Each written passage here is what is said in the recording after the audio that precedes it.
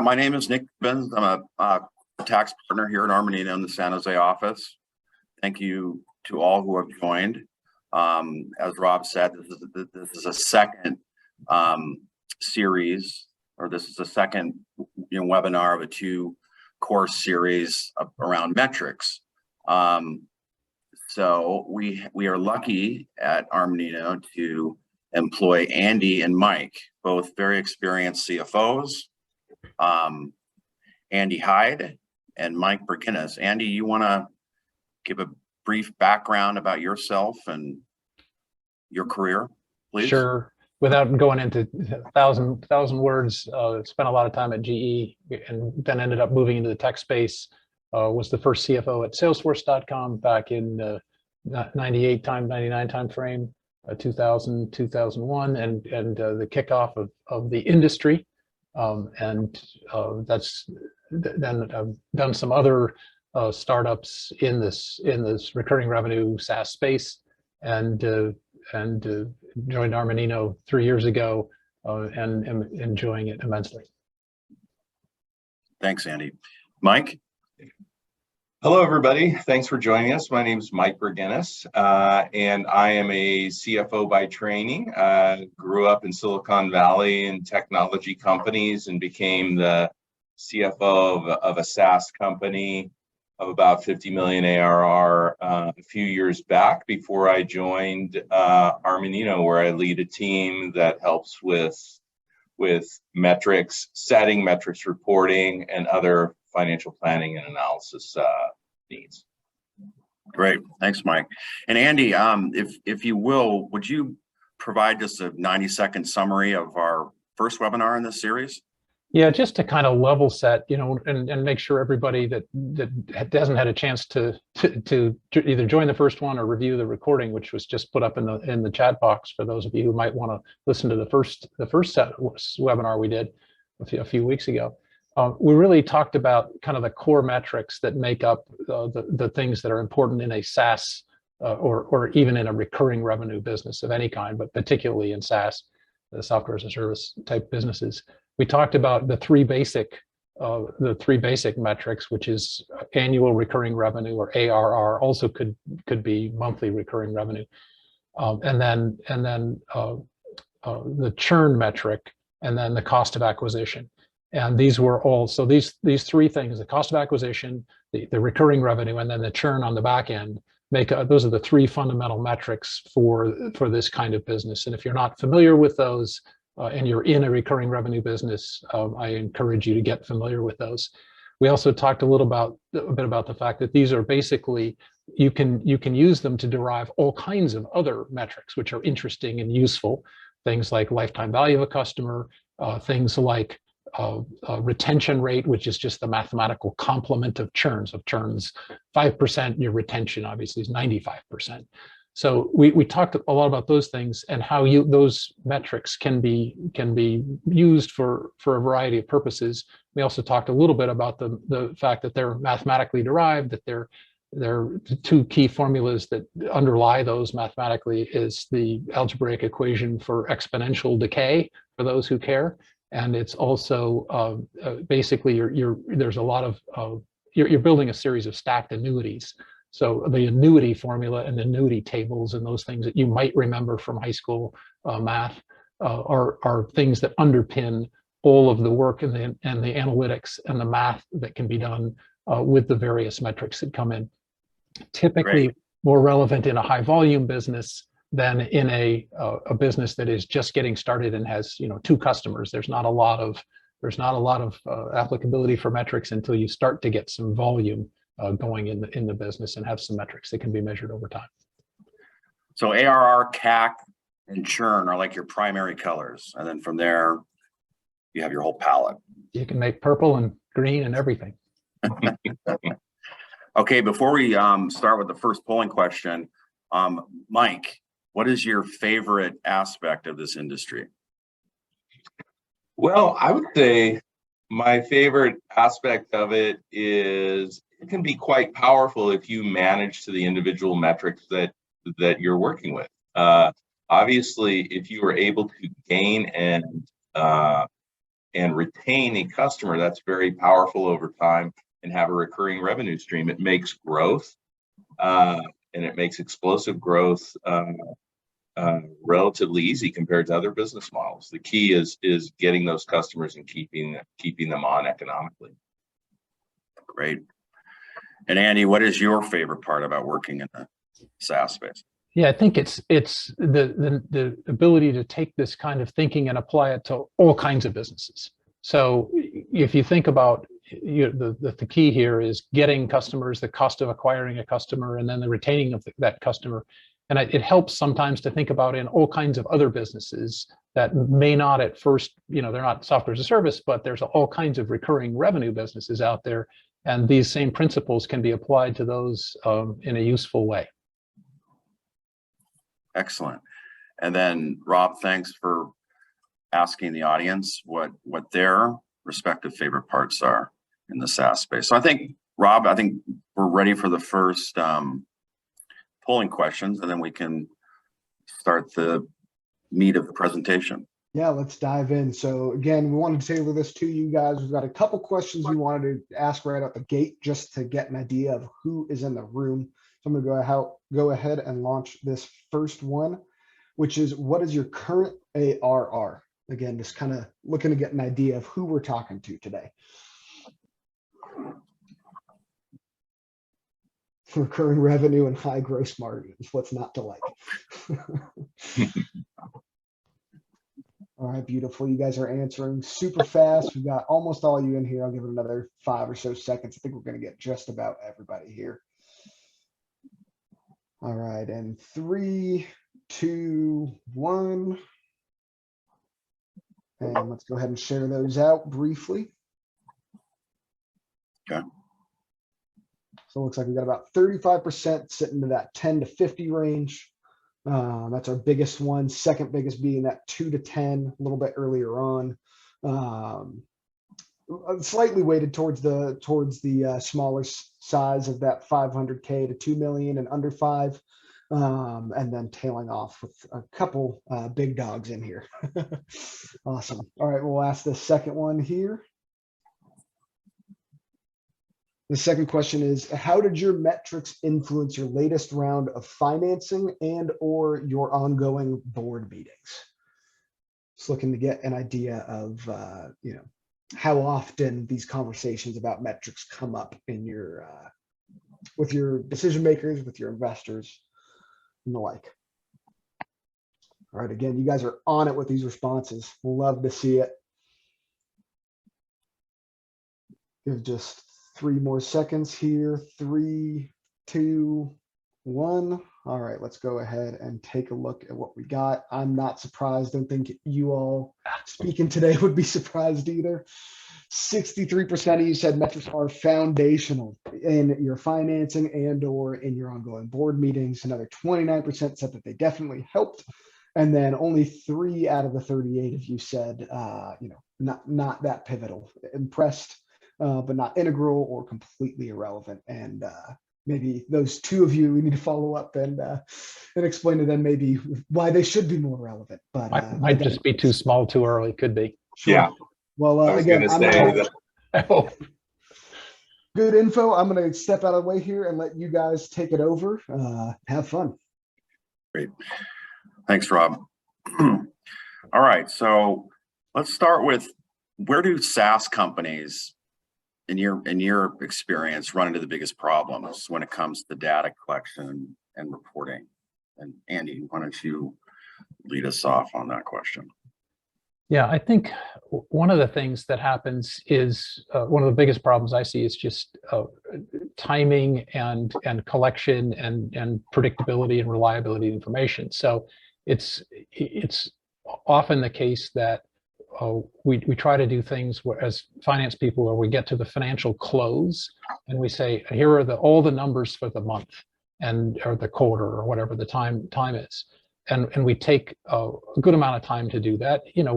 We say we can do a 5-day close, but it really stretches to 7 or 10, or in the early days, 15 or 17 days to close a particular thing. And then we get better for a while, and then things get complex again as we get larger, and time starts to stretch out again.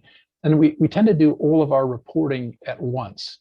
And and we want to make sure it's right, so we go through it and over. I think it's okay to have, and helpful sometimes to have some flash numbers that, and this was something that I've seen used effectively in a bunch of places, where you just publish the flash numbers. Here's the preliminary number for the month. Here's what we think, we're not, the books aren't closed, this isn't final, but we think the ARR went from this to this. Our preliminary number and other numbers that we can calculate. It's okay, I think, it's like this, make this exception. It's okay to publish some sets of numbers ahead of publishing the formal income statement, balance sheet, cash flow for the month. It's okay to publish, let's say churn is ready. Okay, here's our churn number. So I think that's the thing that I would say is the biggest the biggest thing that people run into, is just like waiting for perfection and not just putting out some flash numbers that directionally help you. Great, Mike. Yeah, I think that for me, my experience is companies run into the biggest problems when it comes to data collection and reporting when they don't anticipate the order that they need to set up and the processes they need to set up before volume starts getting larger. It can be as simple as, what are the definitions for your different terms? What is ARR in your business? What is services? How are we defining churn exactly? And being able to do that, that's very foundational, and it sounds almost self-evident until you get in and you start writing down what the definitions are. Once everybody understands what the definitions are for all these key metrics, then keeping track of them and keeping your data clean is a lot easier, and then reporting becomes a breeze. The other thing is I would say, make sure that you understand that you want to be able to record transactions after the initial sale. What are expansions? How are we defining expansions versus upsell? How are we defining downsell? And then tracking those accurately. I've been in companies where you weren't able to tell by looking at the data what the customer's journey was during the year or two that you've had them. In that case, it's going to be very difficult to use your data in a reporting or as a business tool. Yeah, and that just, another question in this introduction is, why does accurate, clean data matter so much? But that's pretty self-evident. Yeah, it is, but I think there is one point to make around, when you're getting the data. We've seen problems too that's around data accuracy when the data is in multiple systems, and you're getting one set of numbers from one system and one set of numbers from another system, and they don't synchronize. So you've got ARR measures coming out of Salesforce, you got ARR measures coming out of your CRM system, and people it's very easy for people to get confused about what is the truth. And which version of the truth are you trying to deal with? Not that people are trying to fake it, but that things, different systems collect things with different cutoffs and different definitions that Mike mentioned, and you have to be super careful about which system are we relying on for the truth. Right. And then I know the answer to this, and to all questions really. Always the answer is depends, but generally speaking, and you can speak to any real life examples or just your general history, but what metrics do investors typically and boards care about, and why? Mike, you want to take that? Sure. I think it really depends on the maturity of the company, but I've never seen a board that didn't want to understand the funnel. What do we have coming and why? In that case, it's very important, I think, to define what your phases of your sales cycle are. And there are ways to do it from a marketing perspective. There are ways to do it from a sales perspective. But the point then being is, how fast and how efficiently are your prospects moving through that funnel. Those funnel metrics are something that on a foundational level, most boards take a look at to say, what kind of traction are we getting, or what kind of feedback are we getting from the market on the product right now? That's something I see everybody stress, no matter how big a company you have. The smaller the company, the more emphasis there is on it, but it's usually emphasized in all of the board meetings that I've been a part of. Makes sense. I think there's some definitional things too around, we saw in the chat from Bruce, thank you, some things around the definitions of ARR and the variety of things, and that Mike was saying earlier, it just needs to be super clear. We had a situation recently in a company where the CEO was trying to put forward the notion that there was, and to be fair, the board was asking, is there a difference between, contracted ARR and total ARR? So contracted, the definition in this company was the thing has been signed, the contract's been signed, but it's not agreed to be billed. They haven't agreed to accept a bill for it yet. So it's not billable. How can that be? Well, these contracts have some POC constructs in them, proof of concept, where the POC has to be done and accepted before the thing can be billed. But if the POC is accepted, then it's billable. So it's contracted in a sense, but it's not really truly billable yet. And so there were all kinds of efforts by the sales guys and the CEO to finesse the language in the sales contracts so that it would be true ARR instead of contracted ARR, but it was still contracted. And the kind of battles back and forth about reporting that I had with the folks were interesting. And then it went to the board, and the board was not happy with the way this was being reported. We ended up segregating into like 3 buckets because they just, it probably hurt the sales guys and the CEO more than they thought, because the board was like, are you trying to smoke something past us here? Right. We just want to see we want to understand the detail of these numbers now, because we think you were trying to, and I didn't have to say anything. The board was smart enough to kind of, and I warned the guys. I said, look, these are smart people you're dealing with. These are not, they have many of these companies that they work with. This is not their first rodeo. So they're going to figure it out. And it's like, oh no, we were going to be able to convince them that there's all this growth and ARR. And it's like, no, they'll want to see. So we ended up having to break it down into 3 buckets instead of 2. And so it was really clear exactly what the ARR was and was not. So. And how significant was that delta, if you recall? Oh, it was, it was at least a quarter, maybe a half of the revenue was contracted, not billable. So, the clarity, super helpful. I think it's, and that's just kind of a general recommendation. I don't know what companies, the folks' relations with the boards are, but I find that the boards that I work with are very supportive, and although their interests don't exactly match necessarily, 100%, they're trying to just make money on their investment, which may not be the same as the goals that the executive team has for the company. There's still this support for growth, and they can't help you if they don't understand what you're doing. So I think, my recommendation is to just make things exceedingly clear. Yeah. And even to the point of, agreeing on the definition of what ARR is, as we talked about, as one of our folks mentioned here, there's, lots of definitions, and Mike's earlier point, get it clear up front, and then you can report. Yeah, that's great. That's excellent. So I think, Rob, we probably are ready for our next polling question.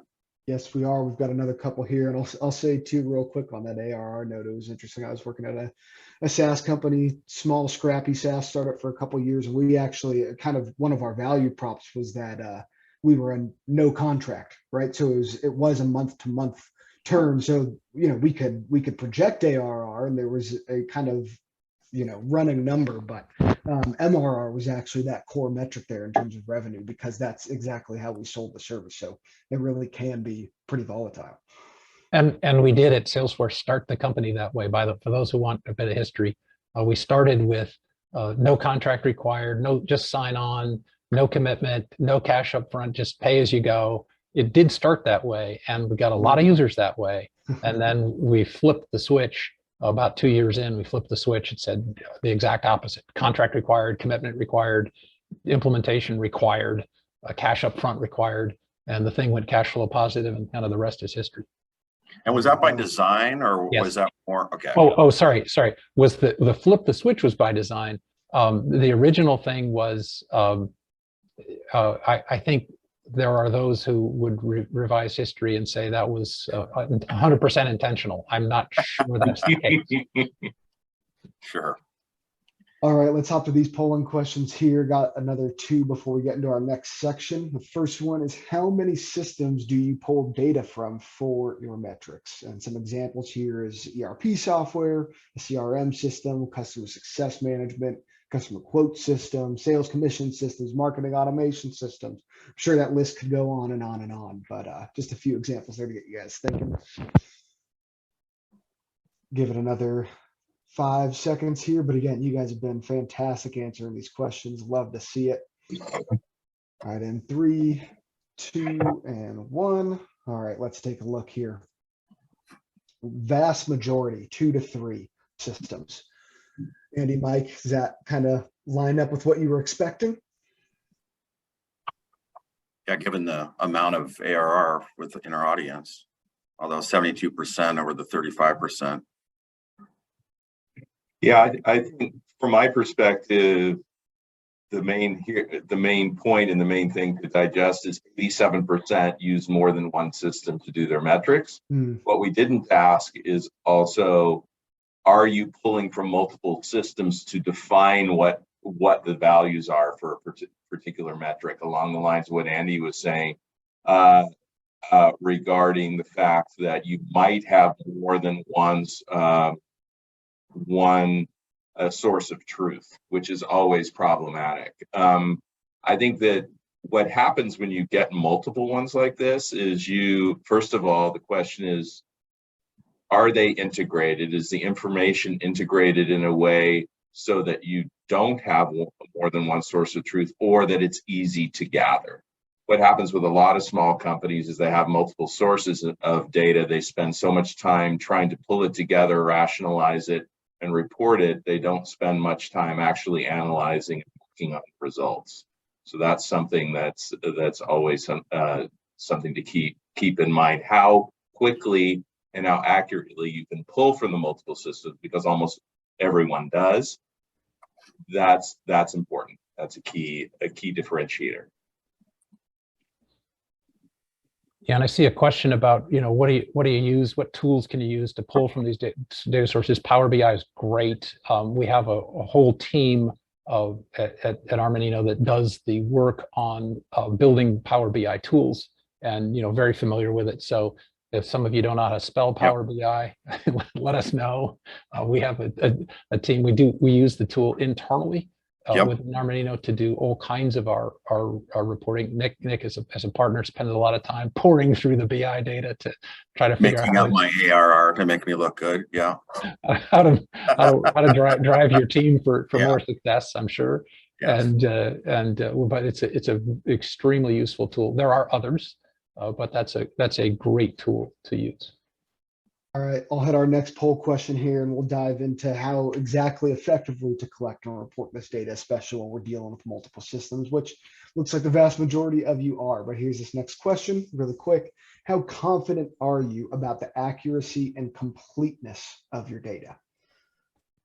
We had some fun with the answers here. Yes, this is sure to probably stir some PTSD, some harsh feelings for some people, I would imagine.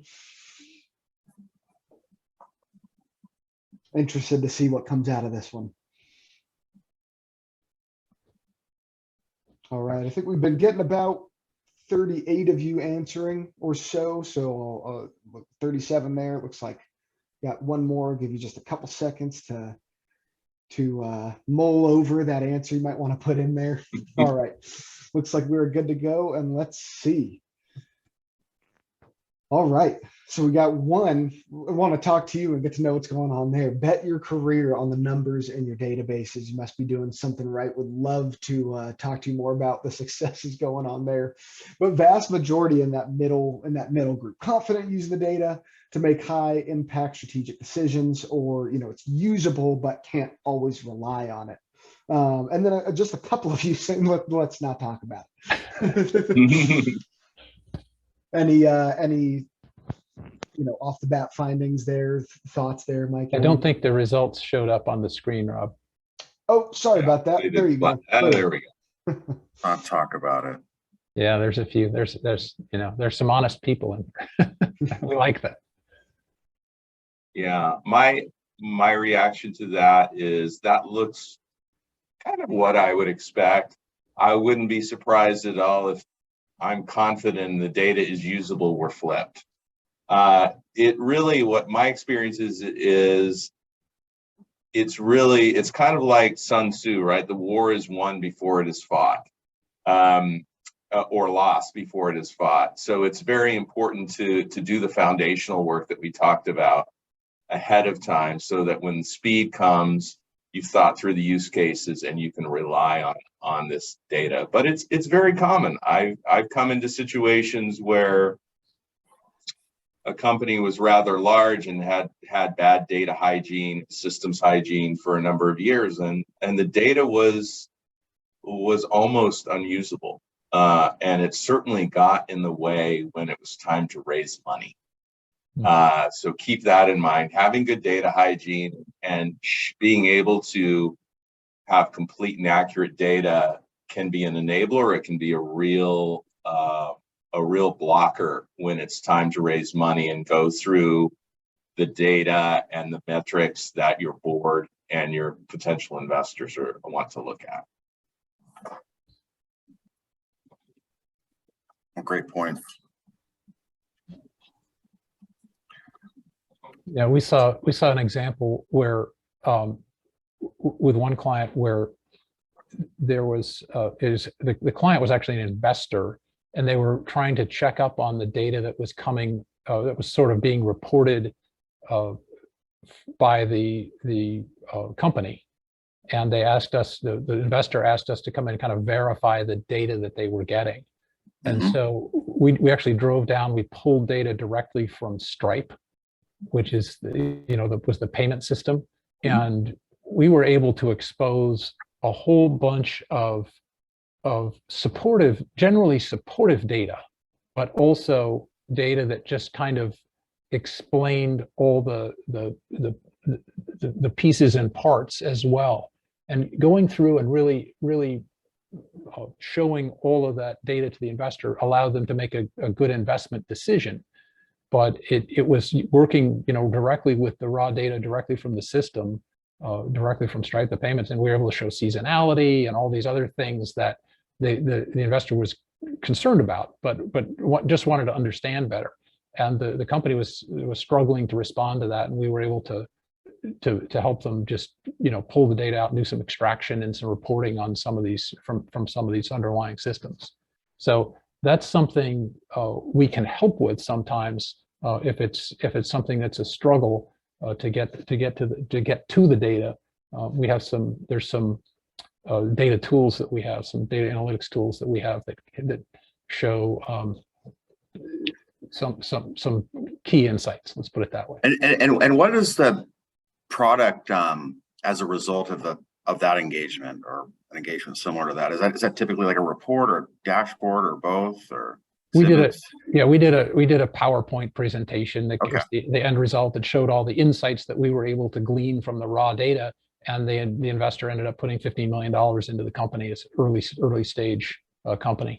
And it was contingent on our review. So we did a lot. We looked at everything from tax returns to Stripe data to bank account data, and try to reconcile the bank account data to the Stripe data to make sure that it was real. There was just it when you don't know the people and you want to trust them, but you don't know, you don't know them. It's sometimes it's helpful to have this third party come in, as we did in that case, and just kind of validate the underlying data that's in these various systems. Yeah, it's like getting married. You want to make sure. Well, I don't know if I'd recommend doing this process for a prospective spouse, but maybe in your case, Nick, maybe that's appropriate. I don't know. Okay, so Nick, I wanted to also add, we were to kind of create a bridge from the last seminar we had to the one we have today, and we mentioned raising money. As anybody out there knows, that raising money looks slightly different than it did 3-6 months ago. And for those of you who were not on the earlier webinar, we asked people about their CAC, their cost of customer acquisition. And one of the options was, I don't know. And there was a non-trivial percentage that said, I don't know, which is not unusual, but we were talking about it afterward. We said, well, perhaps the reason is that in the investment environment we've been in the last several years, up until maybe this year, CAC wasn't really something that people had to concentrate on, or even boards and investors were concentrating on. It was about, what's your pipeline? How fast are you growing? Grow, grow, grow. Valuations are based on a percentage of your ARR. right. But I think it's important to say that CAC has, in most markets, is a very important, and particularly important in SaaS. So if you are not tracking it, or your investors have, or your board hasn't been asking for it, chances are in your next board meeting, this topic is going to come up. So you should definitely decide to look at how you're defining it. There are a few ways to define it. We're happy to help people understand what's the best way to define it for them. But it's going to be something that in normal fundraising times, where burning money as fast as you can and growing as fast as you can is no longer the main focus. This metric is going to have increasing importance as we go along, and soon. Yeah, great point. And where do you guys, this isn't part of the outline, but where do you guys see AI so far into the data, into these 10 to 50 million ARR companies? Any at all? Or, I mean, I know some of the platforms employ AI, but just any general thoughts on how that, where we are with how useful AI is. And Yeah, Nick, it's a great question. I haven't seen a lot there, as opposed to, audit or even some of the forensic accounting stuff that we do, where these machine learning tools are getting pretty smart at finding stuff. It's amazing. I haven't seen a lot applied to these metrics. These are things that are, I don't say they're not, each company has unique characteristics typically. That means, you have to stop and think about some of where it's coming from, what these definitions are, how to treat that. I haven't seen much. And maybe some people in our audience have seen something, but I haven't seen anything really where it's being applied yet. And I think you could apply it to the industry as a whole, and probably investors could do that. But I haven't seen it applied much to the metrics. This is higher level stuff. It's thinking about the metrics rather than just the metrics themselves. yeah, and I would imagine like time, you really need time as a data point to digest and find the patterns and zero in. I mean, that might not be a luxury of every company right now in the Valley. Okay, thanks. So what are some of the pitfalls in the realm of collecting your data? Sort of the false flags, or what are some things to watch out for? I don't know who wants to take that. Mike, do you want to make a comment on, we talked a little bit about some of the things that were problematic. Do you want to touch on that? On the collection of metrics. Yeah, I think your messy, what caused all your messy data? yeah, well, that's a webinar all in itself. But what I would say is, really the pitfalls are again, they're basics. What happens and how data gets corrupted or compromised is really not following the basics. And so I talked a little bit about earlier about definitions, right? If your definition is different than what the industry thinks the definition is, that's fine. Because remember, SaaS is a business model. It's not a business. It's not a business or an industry. And so you've got I've had companies that had gross margins of 80%. I've seen companies with gross margins of 60%. And they both made sense given the business. I've had, retention of 90%, which was great, and times where 90% is awful, depending on the market. So the key is get those definitions. The other thing is be very careful about who has access to data. It's the old read, write, and edit aspect of it. So one of the problems that I had when I came into a rather large SaaS company is I went to my Salesforce administrators and I said, who has access to do what in what areas? And they looked at me like I was from planet Mars. They said, well, everybody can go into the system and make changes. And I said, okay, there's the first problem. So the other thing is, any of us who have been CFOs or responsible for numbers know that controls and version control and changes is absolutely important to be able to say, I've got one source of truth, and these are the numbers. The same thing, these are numbers just in different clothing. You have to make sure that certain people have permissions in your systems to read. Certain people have the ability to write or enter them the first time, and very few hopefully have the ability to edit. So I think that those are, and I know I'm speaking in generalities, but these are very specific problems created by common sense if you stop and think about it. And if left unchecked, will leave your data in a position where it's not really usable. In that company that I just mentioned, I would bring, for the first 6 months, I brought numbers to the management team. They never looked at them because they knew they had serious doubts about their veracity, about their completeness. And if you get to that point in a business, you're in trouble. If the management team is not believing the numbers in a SaaS business, it's almost impossible to manage it intelligently. Those are great points.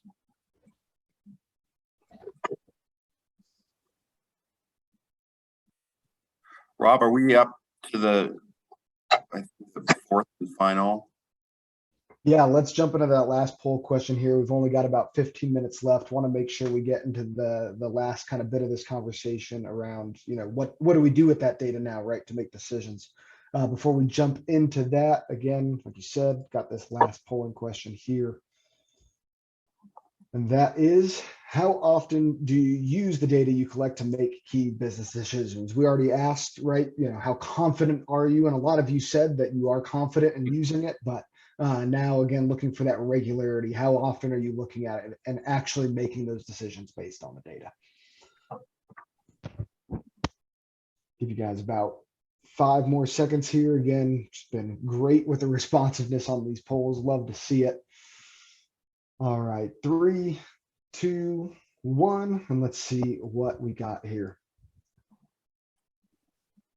Yeah. A large majority regularly, sorry, not rarely, a large majority regularly looking at the data. And we classified that as quarterly or monthly. And then using that to factor in decision making. Nobody said never, which is promising. And then a pretty even split on constantly, looking at it daily, weekly, something like that, and using it, as the primary North Star. And then about the same, saying that they look at it, sparingly and kind of use it to assess things retroactively as opposed to on an ongoing basis. We'll step out of the way. Nick, I think you've got a couple more questions there to talk through a little more about how to effectively use it. Yep. Yeah, so that's a great segue and important data for us to discuss the best practices in your experience as to how to make these decisions based on your data. Yeah, I think we want to make sure that we're being responsive to the needs of the business.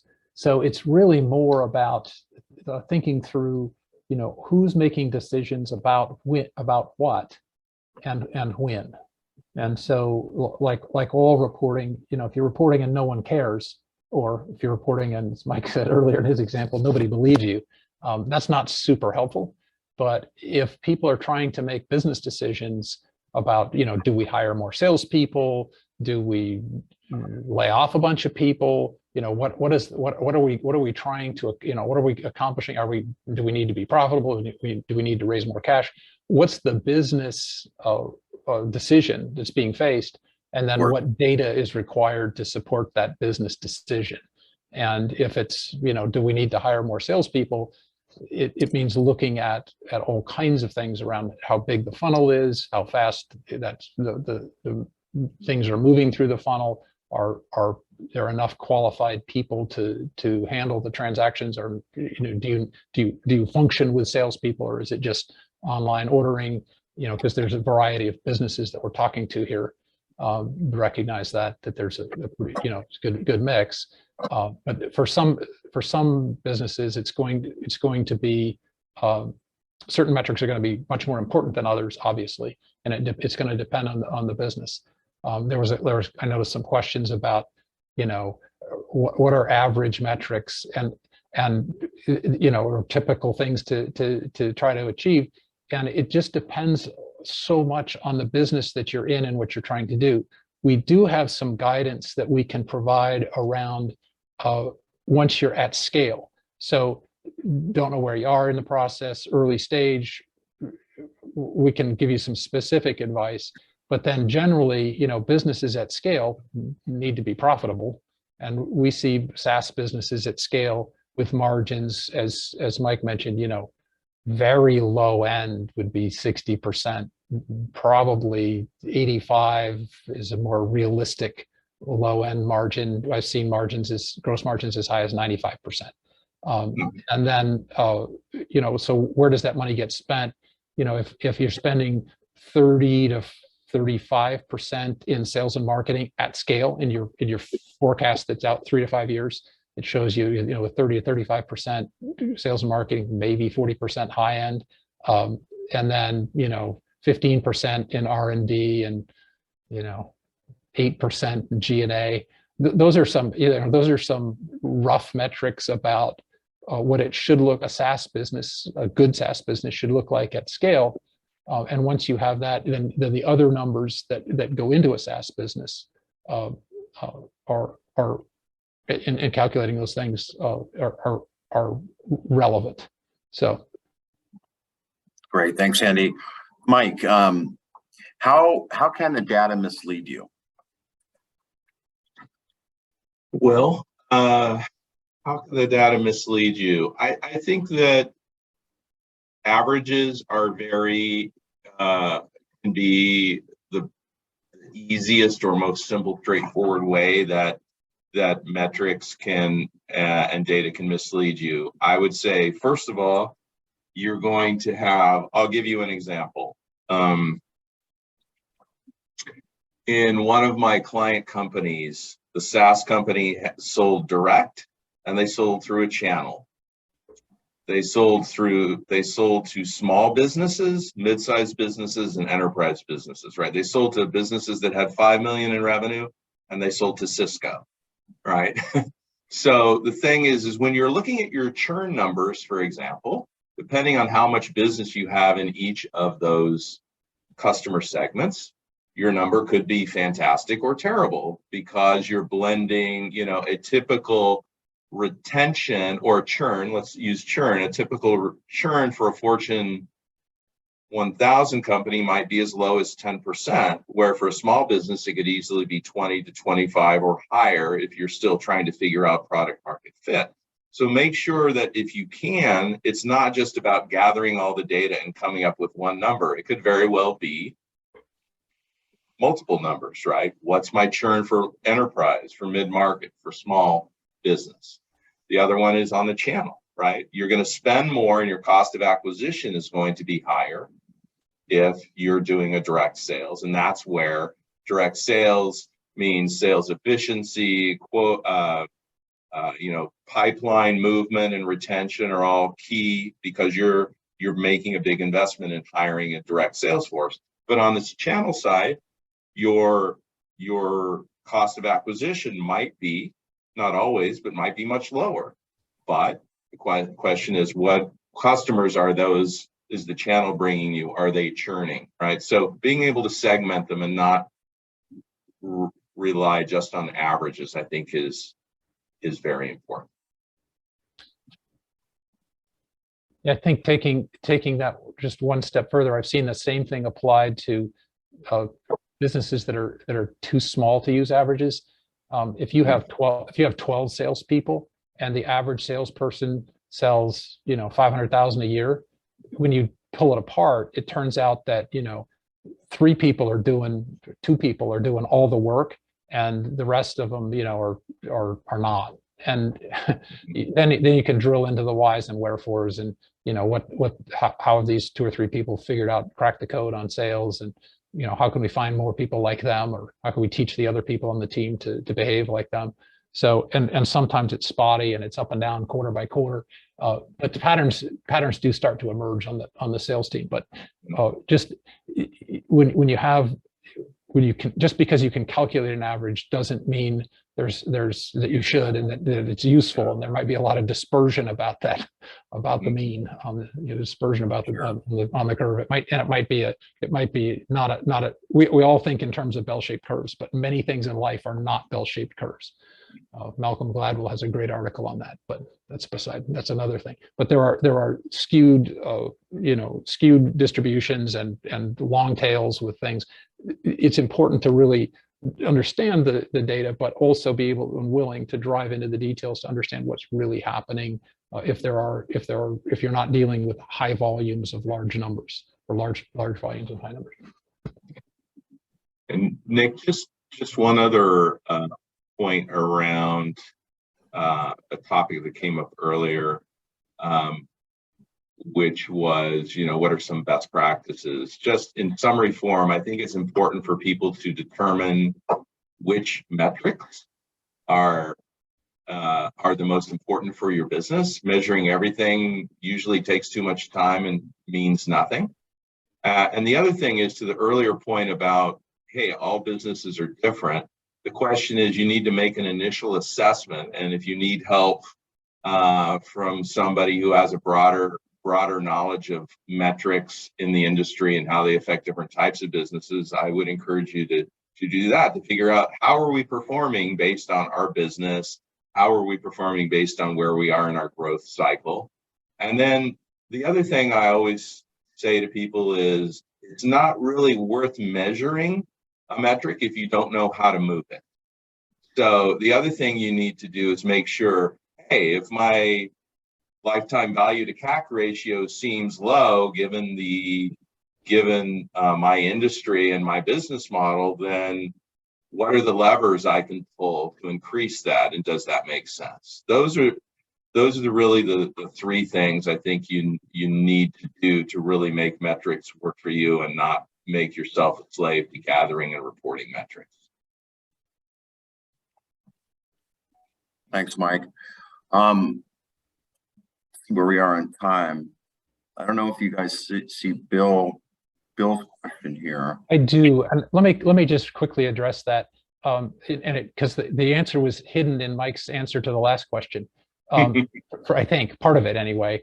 Bill, we'd love to talk to you individually about that, how to calculate the cost of acquisition. It's different for every company, and we can't, probably answer your question specifically, but generally, we want to look at things that are going to have the potential to change or be changed. So why you would allocate CEO costs to cost of acquisition escapes me, because you're not going to eliminate the CEO position, right? You're going to always have a CEO, so you're always going to incur that cost. Allocating that to cost of acquisition probably isn't going to give you any additional insight, I would guess.